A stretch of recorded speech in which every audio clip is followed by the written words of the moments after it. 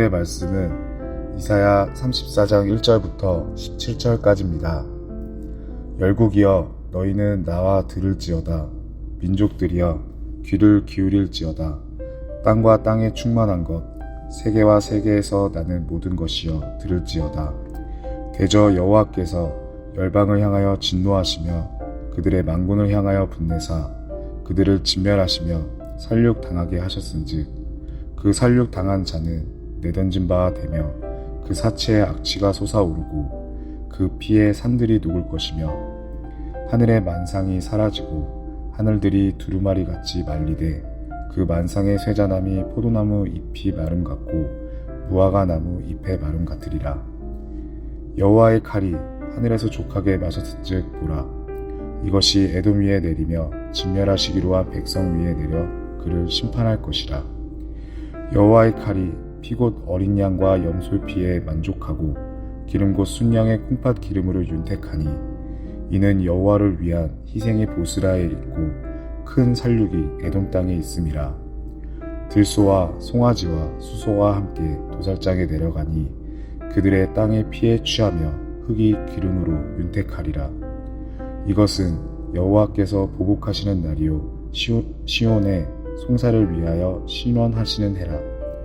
에돔의 시내들은 변화의 역청이 되고 그 티끌은 유황이 되고 그 땅은 불붙은 역청이 되며 낮에나 밤에나 꺼지지 아니하고 그 연기가 끊임없이 떠오를 것이며 세세에 황무하여 그리로 지날 자가 영영이 없겠고 당아새와 고슴도치가 그 땅을 차지하여 부엉이와 까마귀가 거기에 살 것이라. 여호와께서 그 위에 혼란의 줄과 공허의 줄을 들이우실즉 그들이 국가를 이르려 하려 귀인들을 부르되 아무도 없겠고 그 모든 방백도 없게 될 것이요 그 궁궐에는 가시나무가 나며 그 견고한 성에는 엉겅퀴와 새품이 자라서 승냥이의 굴과 타조의 처소가 될 것이니 들짐승이 이리와 만나며 숫 염소가 그 동류를 부르며 올빼미가 거기에 살면서 쉬는 처소로 삼으며 부엉이가 거기에 길들이고 알을 낳아 까서 그 그늘에 모이며 솔개들도 각각 제 짝이 함께 거기에 모이리라. 너희는 여호와의 책에서 찾아 읽어보라. 이것들 가운데서 빠진 것이 하나도 없고 제 짝이 없는 것이 없으리니 이는 여호와의 입이 이를 명령하셨고 그의 영이 이것들을 모으셨음이라. 여호와께서 그것들을 위하여 제비를 뽑으시며 그의 손으로 줄을 띄어 그 땅을 그것들에게 나누어 주셨으니 그들이 영원히 차지하며 대대로 거기에 살리라.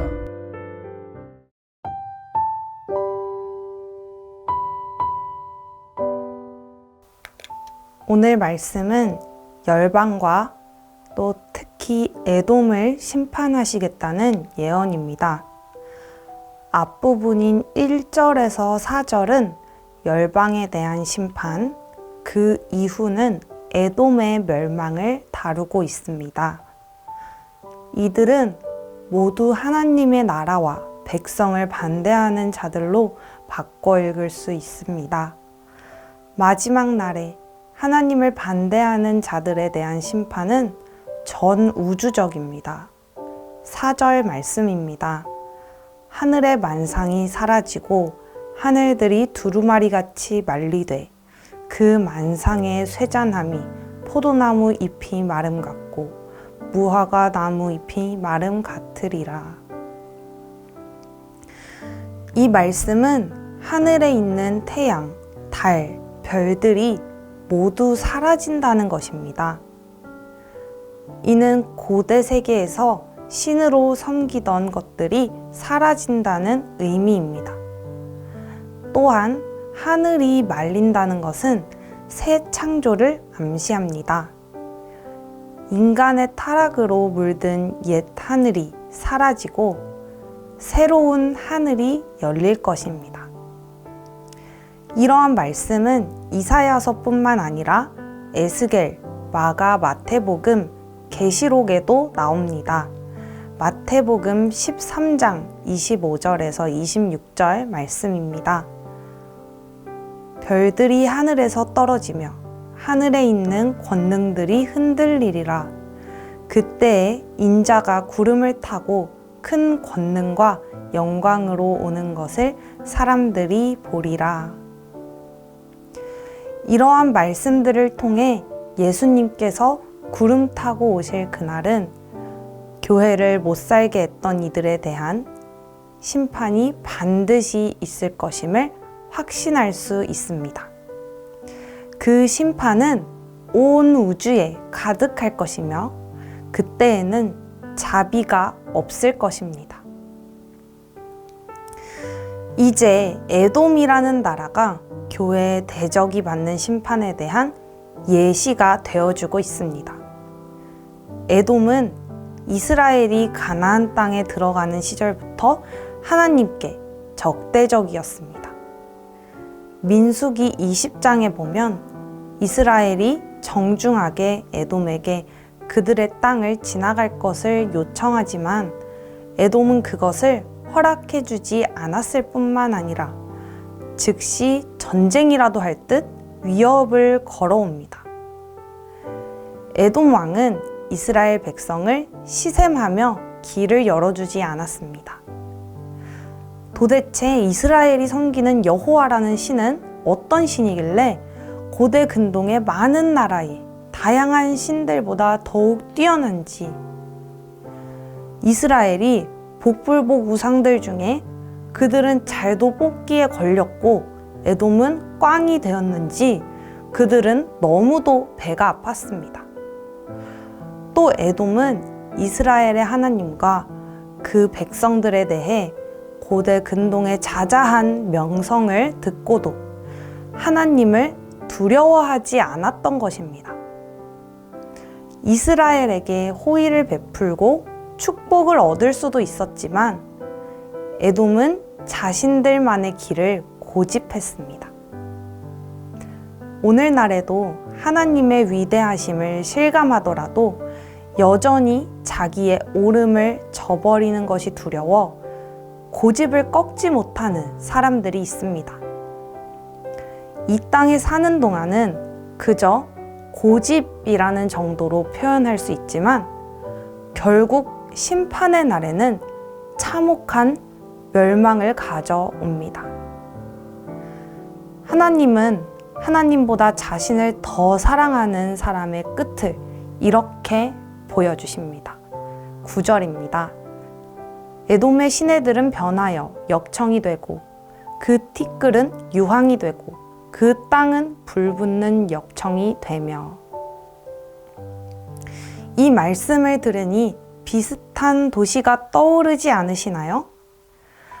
그렇죠. 소돔과 고모라입니다.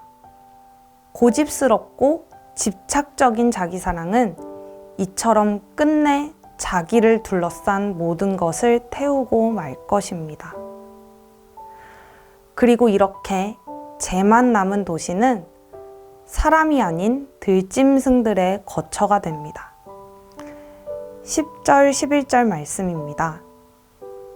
낮에나 밤에나 꺼지지 아니하고 그 연기가 끊임없이 떠오를 것이며 세세에 황무하여 그리로 지날 자가 영영이 없겠고 당아새와 고슴도치가 그 땅을 차지하며 부엉이와 까마귀가 거기에 살 것이라. 여호와께서 그 위에 혼란의 줄과 공허의 추를 들이우실 것인즉. 하나님의 반대자들은 그동안 혼란과 공허함 속에 살았지만 그것의 실체를 느껴보지 못했습니다. 교회를 핍박하는 그 혼란함이 오히려 그들의 악한 탐욕을 만족시켜 주었을 것입니다. 그러나 사실 그들은 혼란함 속에서 공허함만을 쫓고 있었다는 것을 마지막 날 고통의 순간이 되어서야 깨닫게 됩니다. 여러분, 이 말씀은 반드시 이루어집니다. 16절 말씀입니다. 너희는 여호와의 책에서 찾아 읽어보라. 이것들 가운데서 빠진 것이 하나도 없고 제짝이 없는 것이 없으리니 이는 여호와의 입이 이를 명령하셨고 그의 영이 이것들을 모으셨음이라. 하나님의 말씀이 하나도 빠짐없이 이루어질 것입니다. 왜냐하면 여호와의 입이 이를 명령하셨기 때문입니다. 그렇다면 이 말씀을 따라 살아가는 우리에게는 어떤 믿음의 태도가 필요할까요? 그것은 바로 불의한 재판관을 찾아간 과부 같은 모습입니다.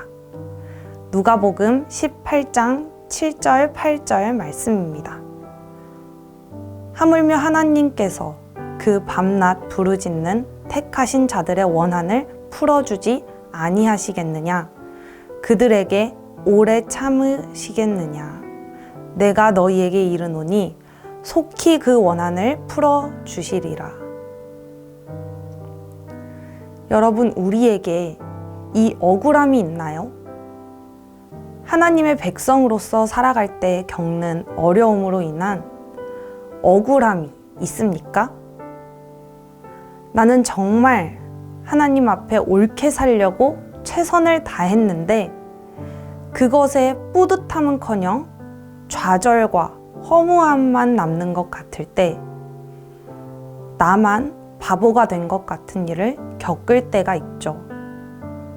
또 정말 나는 정직한 그리스도인이 되려고 했는데 나를 모함하며 한계에 부딪히게 만들고 시험에 들게 하는 상황을 만날 때도 있습니다.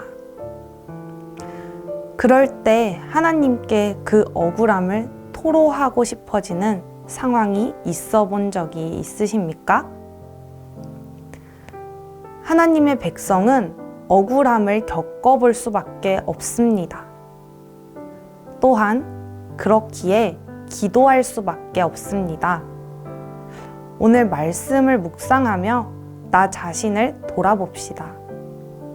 나는 과연 억울할 정도로 믿음을 열심히 지켜본 적이 있는가 생각해 봅시다. 혹시나 학교나 직장이나 친구나 가족 간에 나의 악함 때문이 아니라 나의 믿음 때문에 오해받거나 상처받을 만한 때에 적당히 타협하고 믿음을 감추지 않았나 생각해 봅시다. 그리고 혹시 지금 그렇게 억울함이 있으시다면 하나님께 그 억울함을 속히 갚아주시기를 기도합시다. 하나님께서는 우리의 기도를 들으시고 외면하지 않으십니다. 기도 제목을 나눕니다. 믿음을 부끄러워하지 않고 표현하게 하소서. 믿음을 지키느라 어려운 나의 마음에 힘과 위로를 주시고 나의 믿음을 이해하지 못하는 사람도 하나님을 믿도록 인도하여 주소서. 말씀 생각하며 함께 기도하겠습니다.